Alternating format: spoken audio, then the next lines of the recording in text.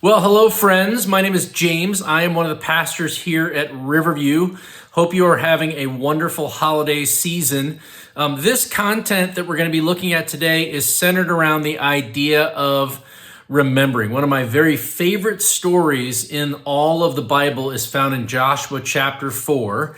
The context is that God's people had been enslaved in Egypt and then wandered in the desert for 40 plus years. And they have finally crossed over the Jordan River miraculously into the promised land.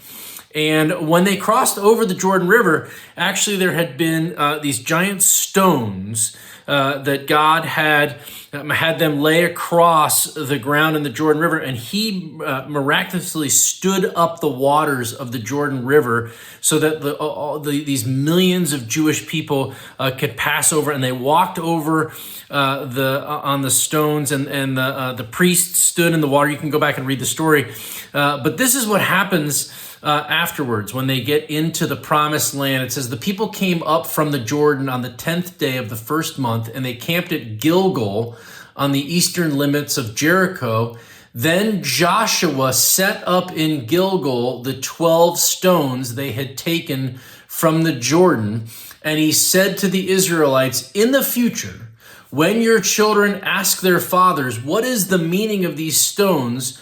You should tell your children, Israel crossed the Jordan on dry ground, for the Lord your God dried up the water of the Jordan before you until you had crossed over, just as the Lord your God did to the Red Sea, which he dried up before us until we had crossed over.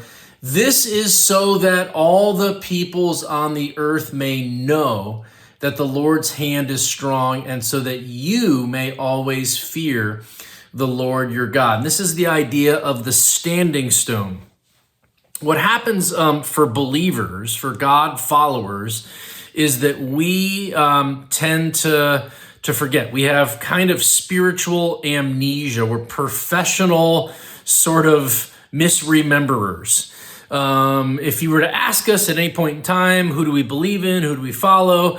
It's God, it's Jesus, he saved us. But the way we live our lives day to day is sort of this sort of inconsistent pattern of up and down. Sometimes we're locked into those realities, and sometimes they are almost the farthest thing from our minds and our hearts in terms of the way that we live. And so what Joshua does here is he says, look, take these stones and stick them in the ground in a way that someday when people walk by them, they're going to go, what are those stones doing there? And then it will allow you to tell the story of how God saved you. And there's two reasons for that. One is so that the peoples of the earth may know who God is. It's to help others get saved.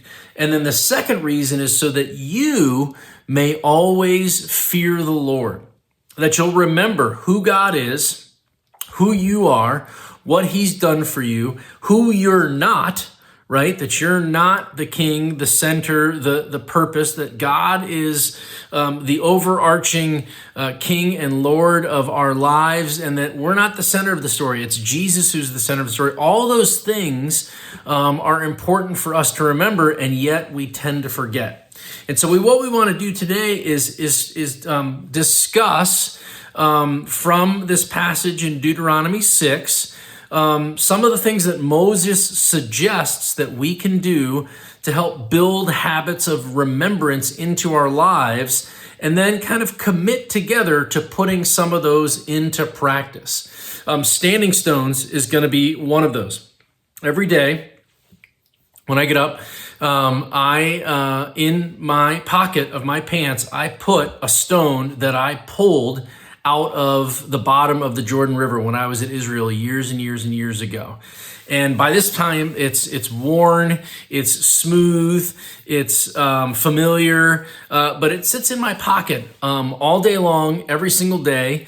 And the idea of it is that sometimes I go through the day and the stone doesn't really remind me of everything, but quite frequently when I put my hand in my pocket and I feel it in there, it allows me to sort of kind of catch up. It gives me kind of a pause. And I might use that pause to pray. I might use that pause to just say thank you. I might use that pause to recall a scripture. I might use that pause, but it's a memory marker, and that's the idea of these Joshua stones that they stood up at Gilgal. And eventually, what we want to do is have enough of these habits, whether it be something that's a reminder, or a scripture that we remember, or a habit that we develop, or a practice that we have as a community, that allow us to have less times in our lives where we're distant from God and sort of feel like we're just not locked into the truth of the scripture, and more consistency in our faith and the way we live our lives. And so the discussion is going to start with some reading from Deuteronomy 6, and then you're just going to brainstorm together from what Moses shares. What are some habits? He suggests a number of things and kind of says them as imperatives in this passage. And then you'll have some discussion time around which ones you want to choose and start to put into practice. And hopefully that'll help us to develop more consistency in our faith walk with Jesus. So glad that you're able to join us today, and hope this is helpful for you. God bless.